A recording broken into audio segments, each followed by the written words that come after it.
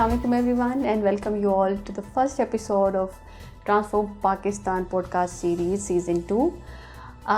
Season 1 में हम लोगों ने ट्रांसफेयर्स के हवाले से बहुत तवील गुफ्तगू की कि पाकिस्तान में आई ट्रांसफेयर्स की लैंडस्केप क्या है, किस तरह के चैलेंजेस हैं कि जिस वजह से ट्रांसफेयर्स के हवाले से एक कंप्लीट या यूनिफॉर्म रेगुलेशन अभी तक पास नहीं हो पाई.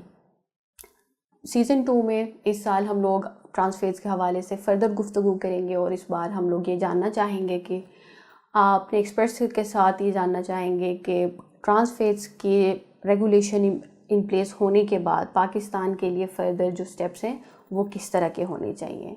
सो आज के इस एपिसोड में हमें 2 एक्सपर्ट्स ने ज्वाइन किया है, जिसमें पहले जो हैं डॉक्टर नूर हसन जो कि डायरेक्टर टेक्निकल हैं बलूचिस्तान फूड अथॉरिटी के, और सेकेंडली हमें ज्वाइन किया है डॉक्टर मोहम्मद गुफरान सैयद ने जो कि कराची यूनिवर्सिटी के फूड एंड टेक्नोलॉजी डिपार्टमेंट में एसोसिएट प्रोफेसर हैं. सो हम अपने दोनों स्पीकर्स को अपने पॉडकास्ट एपिसोड में वेलकम करते हैं. Welcome both our speakers. So conversation start करने से पहले विल सी के अभी तक पाकिस्तान में over the period of 1 year किस तरह की प्रोग्रेस हमें होती हुई नज़र आती है. सो इन द लास्ट ईयर ट्रांसफेयर्स के हवाले से हमने देखा कि सर्टेन कैटेगरीज थी जो कि रेगुलेट हो चुकी थी, but there were multiple food categories जिन पर रेगुलेशन इन प्लेस नहीं थी. So after multiple National Standards Committee meeting under Pakistan Standards and Quality Control Authority, हम 6 food categories को जो है regulate कर दिया गया. We had a lot of other food categories जो कि unregulated थे. So in light of the recent National Standards Committee meeting जो कि सितंबर 2024 में हुई है, हम उस हवाले से अपने फर्स्ट स्पीकर डॉक्टर नूर से ये जानना चाहेंगे कि NSE की मीटिंग में या जो NSE कमेटी है उसका ट्रांसफेयर्स के हवाले से जो यूनिफॉर्म रेगुलेशन की जो डिमांड है उस हवाले से क्या डिसीजन ली गई है, और साथ ही साथ ये भी हम जानना चाहेंगे कि what would be the next steps in terms of the regulation. Thank you. जैसे कि PYCA भी पार्ट रही हैं बहुत सारी मीटिंग्स की, टेक्निकल मीटिंग्स की, और इस तरह से कंसल्टेशन मीटिंग्स की, और डॉक्टर गुफरान साहब भी पार्ट रहे हैं, तो आप लोगों के नॉलेज में तो बहुत सारी चीज़ें होगी.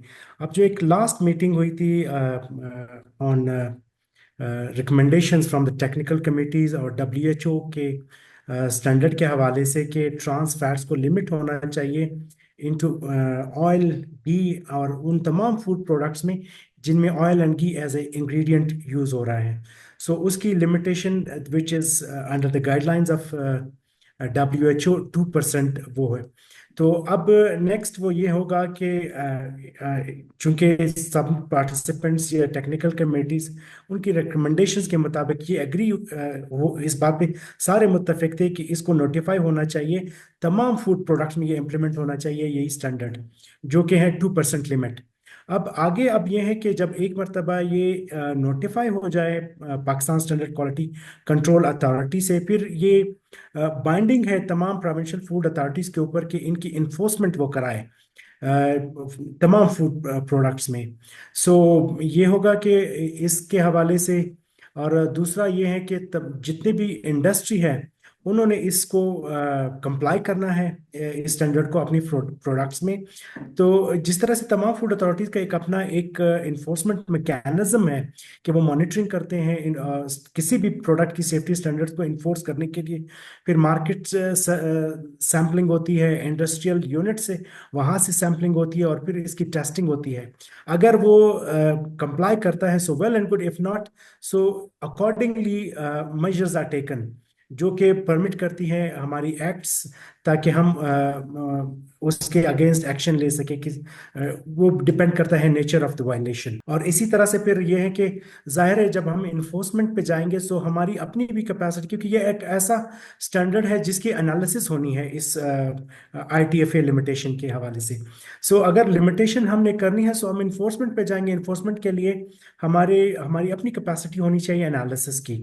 सो अगर फूड अथॉरिटीज़ की है सो वेल एंड गुड, नहीं तो वो थर्ड पार्टी लैब एनालिसिस वो कराते हैं एक रूटीन वो प्रैक्टिस है। लेकिन अल्टीमेटली ये है कि तमाम फूड अथॉरिटीज विल डेफिनेटली, क्योंकि ये एक बहुत कंसर्न है, एक रिस्क फैक्टर है अगर इसको वो ना कंसिडर किया जाए या इसको लिमिट ना किया जाए आईटीएफए इन डिफरेंट फूड कमोडिटीज। सो तमाम फूड अथॉरिटीज वो जाएंगे और इस अपनी कैपेसिटी को इन्हांस करेंगे, अपनी कैपेसिटी को बिल्डअप करेंगे ताकि इसकी मॉनिटरिंग हो सके। So thank you so much Dr. Noor for providing details and हमारे ऑडियंस को ये बताने के लिए कि ITFA की रेगुलेशन जो है वो इस पॉइंट पे पाकिस्तान में किस मकाम पर है और what will be the next steps for that. So हम अपने दूसरे स्पीकर की तरफ बढ़ते हैं। हम डॉक्टर गुफरान से एकेडमिया के पर्सपेक्टिव के हवाले से जानना चाहेंगे और उनकी एक्सपर्टीज़ के हवाले से जानना चाहेंगे। कैंपेन के थ्रू आउट द कैंपेन जो एकेडमी का रोल रहा है वो बहुत ही इम्पोर्टेंट रहा है। सो डॉक्टर गुफरान काइंडली हमें ये बताइएगा कि पाकिस्तान में लेटेस्ट फूड टेक्नोलॉजी के हवाले से कौन सी एडवांसमेंट मौजूद हैं जो कि कंज्यूमर्स को, फूड इंडस्ट्रीज को हेल्प कर सकती हैं ताकि ट्रांस फेस की जो कंजम्पशन है उसको कम किया जा सके। Thank you Huma. देखें, मेरा ख्याल है जहां से आपने बात शुरू की, डॉक्टर नूर साहब ने भी बड़ा गहरा जो है वो ताल्लुक बताया कि जिस तरह से पीवाईसीए जो है एक बड़ी अच्छी कैंपेन के साथ जो है, इसकी अवेयरनेस के साथ जो है वो स्टूडेंट्स को एंगेज कर रहा है। हमारे यहाँ से भी स्टूडेंट्स जो है वो इस काम में एंगेज हुए। लास्ट एक बड़ी जबरदस्त पीवाईसीए ने जो है वो एक्टिविटी करवाई कराची यूनिवर्सिटी के अंदर जो है, जो बहुत ज्यादा खाने इस्तेमाल हो रहे थे, 6 प्रोडक्ट्स जिनमें बिरयानी, रोल पराठे और मुख्तलिफ और चीजें, समोसे और गोलगप्पे, इन सब के जो है वो trans fatty acid level check करवाए। ये एक बड़ा जबरदस्त एक कदम था। उसकी रीजन ये थी कि जब उनमें ट्रांस फैटी एसिड का लेवल चेक हो गया और उसमें मालूम ये हुआ कि 1 या 2 प्रोडक्ट ऐसे निकले जिनमें level of trans fatty acid 5% से भी ज्यादा जो है वो इनकॉर्पोरेट हो रहा है, जो कि कोई अच्छा साइन नहीं है। जब रूल्स एंड रेगुलेशंस डिफाइन हो गए, स्पेशली फैट के ऊपर जो खाने में इस्तेमाल हो रहा है उसके ऊपर लिमिटेशंस 2% की आ चुकी हैं, उसके बावजूद अगर 5% से ऊपर जो है वो ट्रांस फैटी एसिड्स की जो है वो इंक्लूजन्स ऐसी जगहों पे मिल रही हैं जहां पे एक बड़ी तादाद स्टूडेंट्स की पड़ रही है। तो अल्टीमेटली स्टूडेंट एक ऐसा तबका होता है जिसके अंदर अवेयरनेस और जिसके अंदर एक इंथुजियाज्म होता है किसी भी काम को करने के लिए। नतीजा ये निकला कि जब हमने इस स्टडी को स्प्रेड किया तो एवरीवन बिकम्स वेरी, यानी एक तरह से कह लें कि बहुत ज्यादा जो है ना वो इस हवाले से कॉन्शियस हो गए कि जी ये चल क्या रहा है।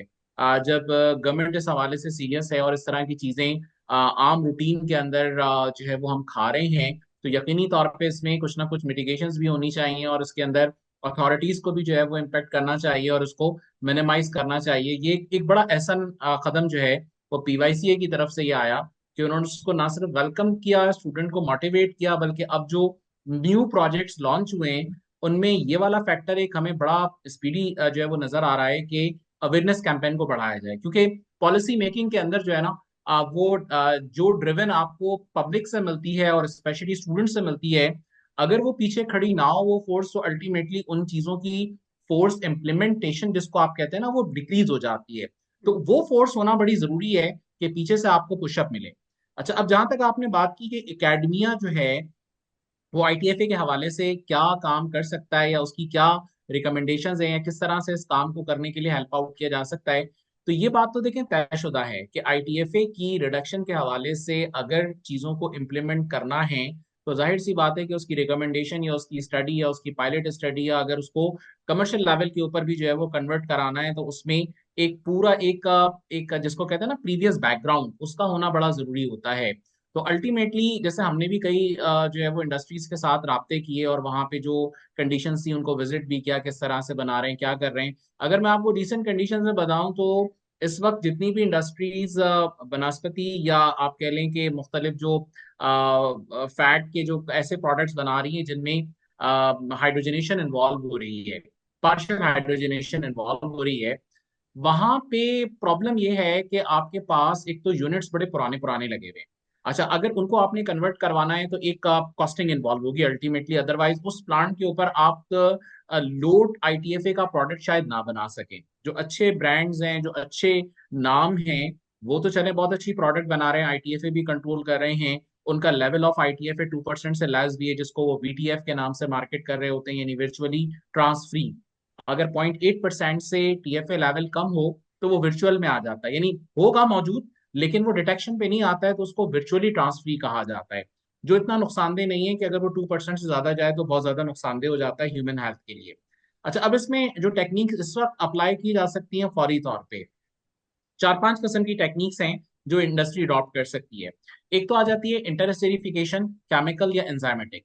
केमिकल इंटरस्टेरिफिकेशन का जो प्रोसेस है वो इस वक्त एक इंडस्ट्री ने अडॉप्ट किया हुआ है, बहुत पुरानी इंडस्ट्री काम कर रही है, और उनके ब्रांड्स में आप ये कह सकते हैं कि आईटीएफए लेवल बड़ा कंट्रोल्ड है। बाकी उसके अलावा एंजाइमेटिक इंटरस्टेरिफिकेशन इंडिया ने बहुत अडॉप्ट किया है। इंडिया में ज्यादातर जो प्रोडक्ट्स बन रहे हैं इस वक्त फैट के, क्योंकि स्पेशलाइज्ड फैट की ना एक बड़ी रिक्वायरमेंट है, आप नॉर्मल फैट से वो प्रोडक्ट नहीं बना सकते। मिसाल के तौर पे जैसे पेटीज है, समोसा है, जिसको आप फ्राइंग ऑयल में लेते हैं, या पफ्स हो गए, उनके अंदर स्पेशलाइज टाइप का फैट आपको इस्तेमाल करना पड़ता है, तो that is not can be achieve by the normal process. तो वहां पे आपको फिर डिफरेंट टेक्निक्स की एप्लीकेशन से वो लेना पड़ता है। तो उसमें आप एंजाइमेटिक इंटरस्टेरिफिकेशन को ले सकते हैं, क्योंकि इंडिया हमारे पास एक एग्जाम्पल है जिसने एंजाइम इंटरस्टेरिफिकेशन को ना सिर्फ इम्प्लीमेंट किया बल्कि उस कॉस्टिंग फैक्टर को भी दिमाग से निकाल दिया कि जिसमें होता था कि जी एंजाइमेटिक प्रोडक्ट अगर बनेगी तो शायद वो बहुत महंगी होगी। तीसरी जो टेक्निक है वो आपके पास फ्रैक्शनेशन की है, कि आप फैट को जो है वो डिफरेंट टेम्परेचर्स के ऊपर ला के और आप अपना डिजायर्ड टेम्परेचर का प्रोडक्ट जो है वो निकाल सकते हैं। और चौथी टेक्निक ब्लेंडिंग की है। ब्लेंडिंग में ये करते हैं कि आपको जितना सॉलिड फैट इंडेक्स लेवल चाहिए होता है, आप सॉफ्ट ऑयल और हार्ड ऑयल को मिला के उतना आप टेम्परेचर के हिसाब से जो है वो प्रोडक्ट डिजाइन कर सकते हैं। तो ये एक फ्रैक्शनेशन और ब्लेंडिंग की एक टेक्निक जो है वो अलग अलग भी चलती है और साथ मिला के भी चलती है। तो 4-5 टेक्निक्स, मेरा अपना जाती ख्याल ये है कि इंडस्ट्री अडॉप्ट करके आईटीएफए लेवल को किसी हद तक मिटिगेट भी कर सकती है, रिड्यूस भी कर सकती है। और अकॉर्डिंग टू द पीएसक्यूसीए जो अभी पूरी एक कैंपेन चल रही है कि हम किसी तरह से आईटीएफए को 2% से कम लेकर आए, तो मेरा ख्याल है ये एक पॉसिबिलिटी है। लेकिन उसके लिए जाहिर सी बात है कि एक मोटिवेशन की जरूरत है। कोई भी इंडस्ट्री डायरेक्टली याद रखिएगा कि जिसका एक कमर्शियल काम है, वो कभी खुद से इस काम को जहाँ पे कैपिटल इन्वॉल्व हो, उस काम को कभी भी खुद से करना नहीं चाहेगी।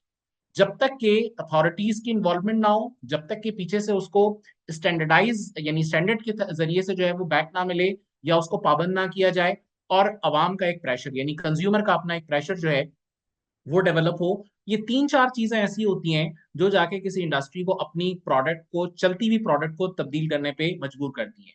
फिर इसमें एक फैक्टर और बड़ा इन्वॉल्व होता है कि आपके जितने बनाने वाले हैं, यानी कि जितने शेफ हजरात हो गए या कमर्शियली जो इन प्रोडक्ट्स को इस्तेमाल कर रहे हैं, क्योंकि ज्यादातर जो इशू है ना वो कमर्शलाइज प्रोडक्ट में, जो कमर्शियल प्रोसेसिंग हो रही है वहां पे जो स्पेशलाइज फैट इस्तेमाल होता है, वहां पे आईटीएफए का बहुत ज्यादा इशू है। जैसे मिसाल के तौर पे, आप मैंने अभी जैसे पफ की एग्जांपल दी, या हलवा पूरी हो गई, अब आप तेल में तल लें तो बड़ी नरम सी पूरी बनेगी, लेकिन अगर आप वही आप आईटीएफए वाले जो है ना वो वनस्पति घी के अंदर आप जब फ्राई करेंगे तो पूरी बड़ी खस्ता होगी और खाने में बड़ी आपको जो है वो टेस्ट भी देगी। तो ये सारी चीजें इन्वॉल्व होती हैं। समोसा अगर आईटीएफए वाले फ्राइंग ऑयल में तला हुआ होगा तो उसका अपना ही एक जबरदस्त टेस्ट होता है। अब इस पूरी कैंपेन को अगर इस अंदाज में लेकर आया जाए कि जो अवेलेबल प्रोडक्ट्स हैं उनके जरिए से इन प्रोडक्ट्स को एक अच्छे टेस्ट के साथ कैसे मार्केट किया जा सकता है, ये भी एक काम है। क्योंकि अल्टीमेटली जो ये वाला तबका है जिसको आप कहते हैं जो शेफ हजरात या उस्ताद या कारीगर जो होते हैं, ये किसी भी तब्दील शुदा चीज को इतनी आसानी से एक्सेप्ट नहीं करते। तो उनका सबसे बड़ा प्रॉब्लम ये होता है कि उनके उस माइंडसेट में जो एक चीज बनी हुई है उसको किसी तरह से चेंज करवाना, कि नहीं आप इस प्रोडक्ट के साथ भी ये बना सकते हैं, थोड़ा सा आपको टेम्परेचर के अंदर खेलना पड़ेगा, थोड़ा सा प्रोडक्ट की डिजाइनिंग में चेंज लाना पड़ेगा, या प्रैक्टिकली चीजों को थोड़ा सा बदलना पड़ेगा, तो वो चीजें आपकी डिसाइड हो सकती हैं। तो ये वो चीजें हैं जो मेरा ख्याल है कि हमारे लिए थोड़ी सी बैरियर हैं, जिनको हम चाहें तो आसानी से रिजॉल्व कर सकते हैं। Thank you so much, Dr. Gufran, for sharing your expertise and informing our audience about the alternatives that are present there. So, Dr. Noor, जो recent NSE की मीटिंग हुई है उस हवाले से और जो ITFE की रेगुलेशन इन प्लेस होती है, ट्रांसफेट्स की एक यूनिफॉर्म रेगुलेशन इन प्लेस होती है, तो are there any kind of strategies जो कि फूड अथॉरिटीज़ ने या गवर्नमेंट ने आइडेंटिफाई किए हैं ताकि आईटीएफए या ट्रांसफेट्स के रेगुलेशन के इम्पैक्ट को देखा जा सके, और साथ ही ये कि इस ट्रांसफेट एक यूनिफॉर्म रेगुलेशन की वजह से जो लो इनकम या जो एक स्पेसिफिक वनरेबल ग्रुप्स हैं, अंडर सर्व कम्युनिटीज़ हैं, उनको कैसे प्रोटेक्ट किया जा सकता है। जी हुमा साहिबा, एक तो डॉक्टर गफरान ने ऑलरेडी अपनी डिस्कशन में एक पॉइंट को हाईलाइट किया है कि जहाँ पर एकेडेमिया का भी रोल है यानी अवेयरनेस, जब तक कंज्यूमर प्रेशर अगर होगा तो उसके जाहिर है उस प्रोडक्ट की डिमांड भी होगी, और डिमांड तब आएगी अगर कंज्यूमर अवेयरनेस होगी। सो जिसमें एकेडमिया रोल प्ले कर रही हैं, और इसी तरह से ऑर्गेनाइजेशंस जिसमें लीडिंग PYCA हैं, वो भी कंज्यूमर अवेयरनेस के हवाले से बहुत काम वो कर रही हैं। इसी तरह से बलूचिस्तान फूड अथॉरिटी और बाकी जो food authorities of the country वो भी एक रोल प्ले कर रही हैं, क्योंकि अब पंजाब का जो है वो एक ट्रेनिंग स्कूल है, जिसमें इसी तरह से बलूचिस्तान फूड अथॉरिटी का भी एक ट्रेनिंग स्कूल ऑन हाइजीन है। और क्योंकि यहाँ पर हम उस प्रोग्राम के तहत हम क्या करते हैं, हम FBOs को इनवाइट करते हैं और उनके साथ हम डेटा शेयर करते हैं, जो हमारे पास जो डिफरेंट फूड कमोडिटी के एनालिसिस के हवाले से जो भी डेटा हमारे सामने आ रहा होता है, तो हम उनके सामने रखते हैं कि ये स्टेटस है फूड का जो अवेलेबल है, और इसके हेल्थ के ऊपर क्या इम्प्लीकेशंस है इसकी वजह से, और हेल्थ केयर सिस्टम पे कितना बर्डन है। और दूसरी तरफ हम इंडस्ट्रीज के साथ भी मीटिंग्स ऑन एंड ऑफ रखते हैं और डिस्कशन वो करते हैं। सो अब इसी तरह से हमारे एक ट्रेनिंग सेशंस स्कूल्स में एकेडेमिया के साथ भी हमारे होते हैं। हमारे एक डिजिग्नेटेड एक विंग है जो कि डिफरेंट स्कूल्स, कॉलेजेस, यूनिवर्सिटीज में अवेयरनेस सेशंस के लिए जाते हैं। और इसी तरह तो बाकी फूड जो स्टैंडर्ड्स या हाइजीन स्टैंडर्ड्स के अलावा ITFA एक परमानेंट फीचर है हमारा लेक्चर और अवेयरनेस सेशंस में। सो उसको हम फर्दर वो इन्हांस करेंगे। सो इसी तरह से इंडस्ट्री के साथ हम हैं, जब एक मरतबा, क्योंकि अथॉरिटीज को काम करने के लिए इनको लीगल कवर के लिए बैकिंग होनी चाहिए, और वो उसी सूरत में हो सकती है जब PSQCA नोटिफाई हो ये स्टैंडर्ड। सो होपफुली इसके पिछले 6, 7 या 8 महीने, शायद इतने अरसे में बहुत ज्यादा मीटिंग्स भी इसके ऊपर हो चुकी हैं, जो कि हम फाइनली एक कंक्लूजन की तरफ पहुंच रहे हैं, और ये बहुत जल्द ये नोटिफाई भी हो जाएगा। डॉक्टर गुफरान, हम अगर राउंड द ग्लोब हम अगर देखते हैं तो बहुत से कंट्रीज़ में, हमारे नेबरिंग कंट्रीज़ ने भी ट्रांस फेट्स को रेगुलेट करने के लिए जो है लॉज एंड रेगुलेशंस जो है वो पास की हैं, बट अनफॉर्चुनेटली पाकिस्तान में वो चीज़ हमें अभी मिसिंग लग रही है। सो इन फ्यूचर या जो लॉन्ग टर्म के लिए पाकिस्तान के लिए किस तरह के जो है वो पब्लिक हेल्थ गोल्स होने चाहिए ताकि फूड सेफ्टी को इंश्योर किया जा सके और साथ ही साथ ट्रांस फैट रेगुलेशन को भी इंश्योर किया जा सके? Thank you. देखें, इसमें बड़ा अहम क्वेश्चन ये है कि इम्प्लीमेंटेशन के हवाले से क्या पॉसिबिलिटीज हो सकती हैं। इम्प्लीमेंटेशन के हवाले से सबसे पहला काम ये होना चाहिए कि इंडस्ट्री को अवेयरनेस देना, यानी एक तो आवाम को अवेयरनेस देना है कि वो डिमांड करें, और इंडस्ट्री को कम से कम ये अवेयरनेस देना है कि भाई ये अब जरूरी हो चुका है, अब आपने ये काम करना है। क्योंकि इंडस्ट्री अभी भी, मुझे ऐसा लगता है कि शायद बहुत रिलेक्टेंट है, क्योंकि उनकी एक मॉनिटरिंग का पूरा एक जो तरीका कार है। مثلا हार्ट फाइल ने लास्ट जो अपनी एक स्टडी कंडक्ट की, तो उसके अंदर मालूम ये हुआ कि जी फला फला ब्रांड्स के जो है उसमें इश्यूज थे, ITFA जो है वो उसके अंदर लेवल हाई था। एक बार वो कम्युनिकेट हुआ, लेकिन ये तो एक ऐसी स्टडी है जिसको कॉन्स्टेंटली परफॉर्म होना चाहिए, और इंडस्ट्री को इस बात को समझना पड़ेगा। आज नहीं तो कल यकीनी तौर पे सिस्टम को तो चेंज होना है। जो डॉक्टर नूर ने अभी कहा, मैं उनकी बात को बिल्कुल सेकंड करता हूँ कि जी ये काम इंडिया ने कुछ इस तरह से किया था कि उन्होंने अपनी टेस्टिंग फैसिलिटीज जनरेट कर दी हर जगह पे, हर सूबे में, हर शहर के अंदर। और उन्होंने उसको इतना ईज कर दिया कि कोई भी जाके उस टेस्ट को परफॉर्म करवा सकता है। उसके लिए जरूरी नहीं था कि जी आप फला जगह जो है वो सैंपल भेजें, यानी एक शहर से दूसरे शहर भी नहीं भेजना। हमारे यहाँ तो बड़े शहरों में भी सिर्फ मेरा ख्याल है कि अगर आप देखें तो 2-3 जगहों के ऊपर ही जो है ना वो इस चीज की फैसिलिटी मौजूद है। तो यकीनी तौर पे गवर्नमेंट एंटिटी के अंदर जैसे PCSIR इस काम को परफॉर्म कर रहा है, जो एक रेगुलराइज जो एक रेट्स हैं उसके ऊपर। अदरवाइज आप अगर उठा के देखें तो बाकी तो सारे आपको प्राइवेट यूनिट्स के अंदर ही जो है ये परफॉर्म होता हुआ मिलेगा, जो काफी एक्सपेंसिव है, हर इंडस्ट्री भी अफोर्ड नहीं कर सकती। तो यकीनी तौर पे इसकी जो इंस्ट्रूमेंटेशन है GC की, जिसके ऊपर ये परफॉर्मेंस होती है, उसको तमाम की तमाम जो है वो फूड अथॉरिटीज की जो लैब्स हैं उनके अंदर इन प्लेस होना चाहिए, नंबर 1। नंबर 2, इस काम को करने के लिए एकेडमिया की अगर जरूरत पड़ती है, यानी अगर उनकी लेबोरेटरीज के अंदर इक्विप करके उनके पास इक्विपमेंट मौजूद है तो उनकी फैसिलिटीज को भी यूज किया जा सकता है।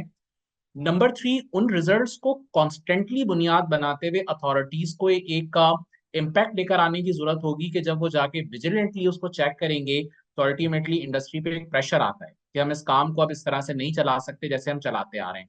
तो यकीनी तौर पे फिर वो प्रोडक्ट्स के अंदर तब्दीली के लिए सोचेंगे। अभी तो इंडस्ट्री रिलक्टेंट बैठी हुई है कि जी 6 से सर, अगर मैं गलत ना हूं तो अभी वाले जो लास्ट मीटिंग हुई है उसके अंदर तो रिकमेंडेशन यही है कि जी 6 से 12 महीने का एक ग्रेस पीरियड दिया जाए, जिसके अंदर जो है ना वो तमाम चीजों को देखा जाएगा, रिप्लेसमेंट के हवाले से इंडस्ट्री अपने आप को प्रिपेयर करेगी।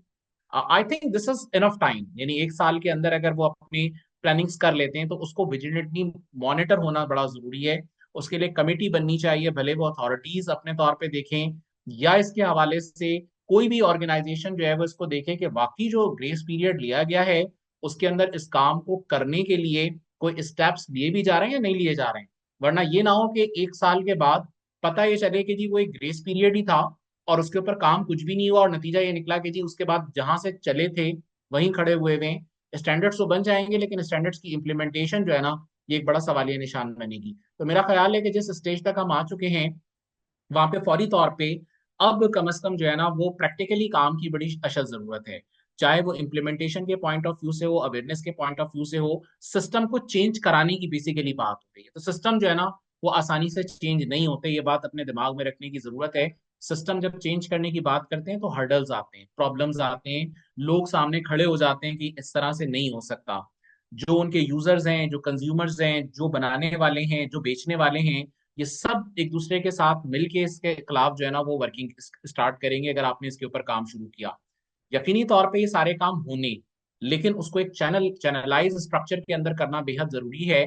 और उसमें एक पार्ट अवेयरनेस का, दूसरा एक काम जो मेरे दिमाग में है कि पॉसिबिलिटी ये है कि गवर्नमेंट अगर इसके ऊपर पॉलिसी बनाए कि जी जो यूनिट्स इस पे काम कर रहे हैं उनको, जो बैंक का एक पॉलिसी मेकिंग का तरीका कार है कि उनको स्विच करवाने के लिए इस 1 साल के अंदर जो कैपिटल रिक्वायरमेंट है नए सिस्टम को इंड्यूस कराने के लिए, वो पॉलिसी बनाई जाए कि जो इंडस्ट्रीज उसको शिफ्ट करना चाहती हैं हम उनको सब्सिडाइज भी करेंगे, उनको जो है वो बैंक से लोन अगर रिक्वायरमेंट है या कोई भी तरीका कार है कि वो उसको किया जाए। अदरवाइज ये सारी एक्टिविटी जो है ना वो एक जगह आके रुक जाएगी अगर पॉलिसी मेकिंग के हवाले से काम ना हुआ तो दूसरी तरफ फाइनेंस में पॉलिसी मेकिंग का भी एक बड़ा इम्पैक्ट है जिसको फौरी तौर पर लाने की जरूरत है। तो हमारी एक्टिविटीज अवेयरनेस की हद तक तो मेरा ख्याल है काम करेंगी, प्रोडक्ट की डिजाइनिंग के हवाले से भी शायद काम कर जाएं, इंडस्ट्री को अवेयरनेस के हवाले से भी काम कर जाएं। लेकिन अगर गवर्नमेंट की पॉलिसी सब्सिडी देने की, टैक्स रिडक्शन की, कि भाई जो लोग आईटीएफ में प्रोड्यूस कर रहे हैं उन पे टैक्स अगर आप ज्यादा इंप्लीमेंट करेंगे तो खुद ही डिस्करेज होंगे। इसी तरह से अगर आप उनको ये ऑप्शन दे रहे होंगे कि आप अपने प्लांट पे शिफ्ट करते हैं तो हम आपको ये सब्सिडी भी देंगे, और बैंक से अगर लोन या जो भी उनकी एक पॉलिसी बनती है, ये सारे काम जब तक नहीं होंगे अदरवाइज आप इसकी इम्प्लीमेंटेशन ऑन मास लेवल करवाने के काबिल नहीं होंगे। तो एक पार्ट तो हमारा बहुत अच्छा चल रहा है जिसमें मैं आप सबको कॉन्ग्रेचुलेट करूंगा। अवेयरनेस का जो पार्ट है बहुत अच्छे तरीके से जो है वो कंटिन्यू है। और दूसरी तरफ का जो हमारा हिस्सा है जिसमें हम कह सकते हैं कि बहुत अच्छे तरीके से सब इन्वॉल्व हैं, जिसमें स्टैंडर्ड्स बनाने का जो सिलसिला है। लेकिन तीसरा वाला पार्ट जो गवर्नमेंट लेवल के ऊपर है जहाँ पे इंडस्ट्री को इन्वॉल्व करके जो है वो उसकी चेंज की बात करनी है, मेरा ख्याल है उसके ऊपर अभी काम शुरू नहीं हुआ है, जिसको शुरू करना बेहद जरूरी है। Thank you so much, Dr. Kufran, and thank you so much, Dr. Noor, for all your insights. And if there's anything that you want to discuss or to share with our audience. Thank you Huma साहिबा। अच्छा, एक doctor Gufran साहब ने ये कहा कि willingness of the industry के वो विलिंग है। एक मरतबा जब स्टैंडर्ड नोटिफाई हो जाए बाय द PSQCA, फिर फूड अथॉरिटीज़ का, क्योंकि अब तमाम फूड अथॉरिटीज़ के एक्ट में है कि अगर वो सब स्टैंडर्ड है या not compliant to the standard है, सो उनके लिए एक इन्फोर्समेंट मैकेनिज्म है जिसमें फाइन से लेकर रिकॉल ऑफ द प्रोडक्ट या बैन ऑफ द प्रोडक्ट भी है। तो शायद जाहिर है जब जहाँ पर कैपिटल इन्वॉल्व होगा इंडस्ट्री, तो कभी भी वो विलिंगफुली वो इन्वेस्टमेंट नहीं करेंगी। सो एक तो ये है। दूसरा ये है कि जाहिर है टेस्टिंग के हवाले से गुफरान साहब से बात की, क्योंकि ये एक ऐसा पैरामीटर नहीं है कि आप देख के बता सके कि इसका क्या स्टेटस है रिलेटेड टू द ITFA। तो टेस्टिंग फैसिलिटी जितनी भी फूड अथॉरिटीज़ हैं उनको वो अपनी कैपेसिटी बिल्डिंग करनी पड़ेगी। और तीसरा ये है कि चूंकि एक मरतबा जब नोटिफाई हो जाएगा, पब्लिक अवेयरनेस क्रिएट करने की वो होगी ज़रूरत दोबारा, यानी मैसिव स्केल पे जितना हम कर रहे हैं इसको थोड़ा सा और भी स्टेज पे नेक्स्ट लेवल पे ले जाना पड़ेगा। लेकिन यह है कि जब वो अवेयरनेस होगी फिर ये होगा कि एक, क्योंकि वो पार्ट भी होगा लेबलिंग का, प्रोडक्ट के ऊपर लेबल होगा कि ITFE की क्या स्टेटस है इस प्रोडक्ट में। सो ये तीनों चीजें वो करनी पड़ेगी। आई थिंक मेरा ख्याल है कि हमने बड़ी डिटेल में सारी चीज़ों को जो है वो अभी डिस्कस ही किया है, एकेडमिया के पॉइंट ऑफ व्यू से भी, इंडस्ट्री के पॉइंट ऑफ व्यू से भी, गवर्नमेंट के पॉइंट ऑफ व्यू से भी। तो अगर सब अपने अपने सेक्टर्स के अंदर, इंक्लूडिंग NGOs के जो अपना काम कर रही हैं, और जो इदारे अपने अपने काम कर रहे हैं, मेरा ख्याल है सब अपनी अपनी कोशिशों में मसरूफ हैं। बस किसी की कोशिश थोड़ी ज्यादा है, किसी की थोड़ी कम है। बस ये है कि कलेक्टिव एफर्ट के साथ अगर मूव करें तो मेरा ख्याल है कि ये कोई इतना बड़ा हर्डल अब नहीं है जितना हम अगर इसको उठा के देखें पहले 2018 में जब ये काम शुरू हुआ था। तो that was a big huge type of the problem, कि जहाँ पे कोई सिरा नहीं मिलता था कि इस काम को स्टार्ट कैसे करेंगे। तो मेरा ख्याल है अब कम से कम इतनी स्टेज जरूर है कि हम इसको बहुत अच्छे तरीके से समझ भी रहे हैं, प्रोसीड भी कर रहे हैं, और हर एक को अपनी अपनी जिम्मेदारी का एहसास है। स्पेशली मैं अथॉरिटीज को इस सिलसिले में बहुत ज्यादा जो है ना वो कॉन्ग्रेचुलेट करूंगा कि उन्होंने इस मसले को लेते हुए बहुत अच्छा जो है वो अपना एक फ्रेमवर्क तैयार किया है, डिसीजंस लिए हैं, और बहुत अच्छी जिसको कहते हैं ना वर्किंग करना, अपने फीडबैक देना, स्पेशली स्टैंडर्ड्स को बनाने के लिए, उनको मेंटेन करवाने के लिए, और फिर उसके बाद जिस अंदाज में उन्होंने इसको आगे लेके चलना है उसकी एक पूरी प्लानिंग सामने मौजूद होना। सारी अथॉरिटीज की मैं बात कर रहा हूँ, चाहे पंजाब फूड अथॉरिटी हो, बलूचिस्तान हो, सिंध हो, KP हो, इस्लामाबाद हो, ये सब जो है बहुत अच्छे तरीके से इसको समझ भी रहे हैं और इस पे काम करने के लिए तैयार भी हैं और कर भी रहे हैं। तो ये मेरा ख्याल है एक बहुत खुशाइन बात है कि जब सब एक दूसरे के साथ मिलकर वर्किंग करने को तैयार हो तो चेंज जरूर आता है। Thank you so much, Dr. Gufran, and thank you so much, Dr. Noor, for sharing your expertise. And finally, thank you our audience for staying with us. आज के पॉडकास्ट एपिसोड में हम लोगों ने डिटेल में ट्रांसफेज के regulation के हवाले से बात की कि NSE का decision for a uniform regulation क्या है और आने वाले वक्तों में कौन कौन से स्टेप्स लिए जा सकते हैं। इसके साथ साथ हमने ये भी देखा कि ट्रांसफेज को रिप्लेस करने के लिए पाकिस्तान के पास किस तरह की फूड टेक्नोलॉजी या एडवांसमेंट्स मौजूद हैं। That's all for today, and inshallah we'll meet in our next episode. Until then, Allah Hafiz.